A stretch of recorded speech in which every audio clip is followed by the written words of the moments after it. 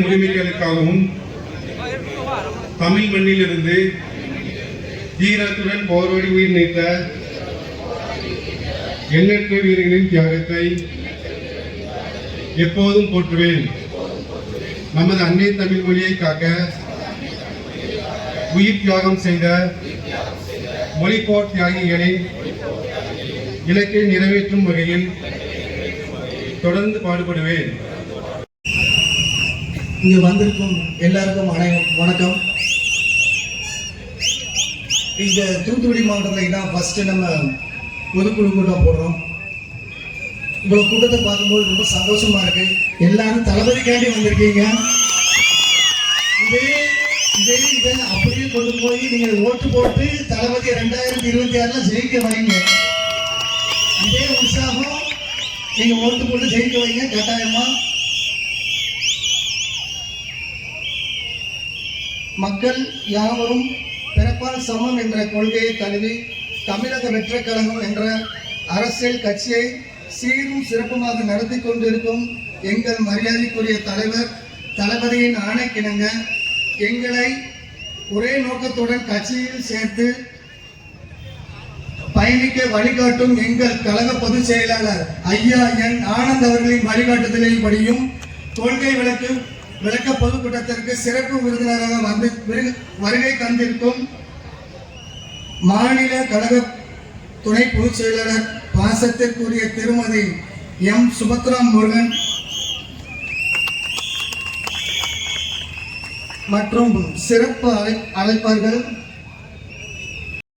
எலெக்ஷனுக்கு வெறும் 40 நாள் தான் இருக்கு. நீங்க எவ்வளவு தூரம் வட்ட செயலாளர்கள் பகுதி செயலாளர்கள் வீடு வீடா சென்று நம்ம விசில் சின்னத்தை போய் வீடு வீடா கொடுத்து ஒரு விசில் போடுங்க. எல்லாரும் கேட்டாங்க கொஞ்சம் அழகா விடுங்க. இவ்வளவு பேருக்கு இன்னும் சவுண்டு காணாது.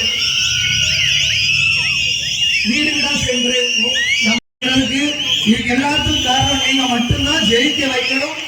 கட்டாயம் போராடுங்க. எல்லாருக்கும் நன்றி, வணக்கம். இன்னும் நிறைய பேர் பேச வேண்டியிருக்கு. இன்னும் விசில் போடுங்க சவுண்டா. தூரத்தில் இல்லை, இன்னொரு 40-50 நாள்ல தான் இருக்கு. இந்த ஏரியா அந்த ஏரியான்னு கிடையாது. எல்லா ஏரியாலையும் நம்ம மட்டும்தான் 234 தொகுதியிலையும் நம்ம தான் வின் பண்றோம். அதுக்கு நீங்க அனைவரும் விசில் சின்னத்துல ஓட்டு போட்டு தளபதி விஜய் அவர்களை முதலமைச்சர் பதவியில நம்ம அமர வைக்கிறோம். அதுக்கு அனைவரும் ஒன்றுபட்டு உறுதியோடு செயல்படணும். நன்றி, வணக்கம். அப்படின்னா அடுத்த இடத்துக்கு நான் வந்துட்டேன்னா அப்பா எவ்வளவு பெரிய சந்தோஷம். தொலைஞ்சாங்க அப்படின்றதான் நம்ம பார்த்திருப்போம். அதுவும் அரசியல்ல அது ரொம்ப ரொம்ப ரொம்ப ஒரு வீரியமாக கடைபிடிக்கப்படுற ஒரு விஷயம்.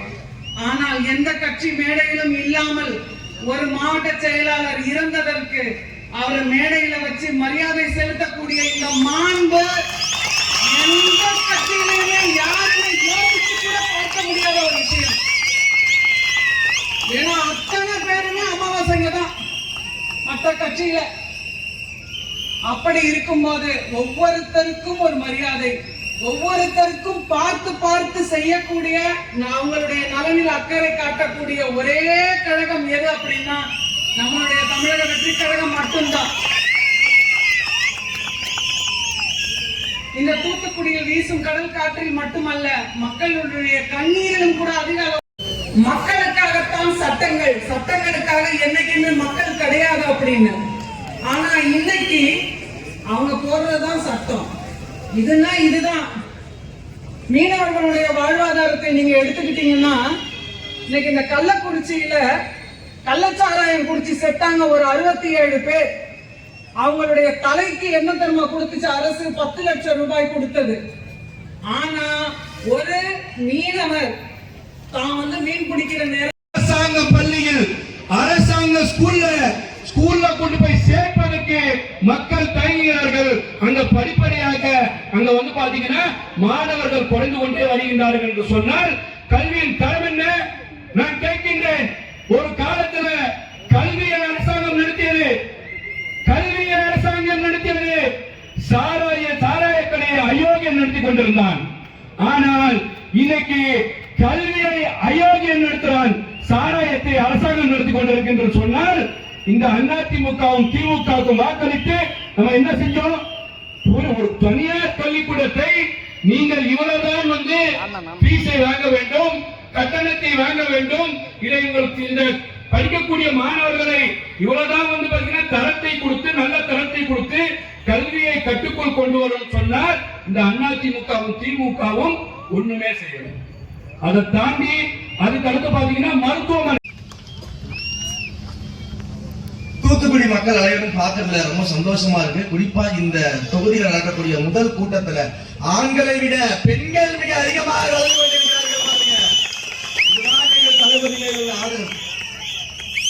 புரட்சி தலைவர் எம்ஜிஆர் அவர்கள் தன்னுடைய கட்சியை துவங்கும் பொழுது யார் மேல நம்பிக்கை வச்சு தொடங்கினாரு? இந்த தாய்மார்களின் மேல நம்பிக்கை வச்சுதான் தொடங்கினாரு. இந்த தாய்மார்களின் மேல நம்பிக்கை வச்சு தொடங்கினா எல்லாமே வெற்றிதான். எங்கள் தலைவருக்கும் எல்லாமே வெற்றிதான். எந்த விதமான மாற்று கருத்தும் இல்லை. அதனாலதான் எங்களுடைய கழகத்துல கொள்கை தலைவர்களை அறிவிக்கும் பொழுது இந்தியாவிலேயே 2 பெண் கொள்கை தலைவர்களை வழிகாட்டியாக முன்னேற்றி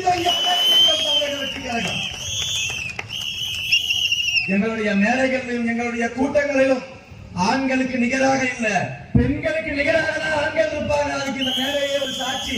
முக்கிய பொறுப்புகளில் 2 பெண்மைகளை அமர்த்தி அழகு பார்த்திருக்கக்கூடியவர் எங்களுடைய தலைவர் அவர்கள்.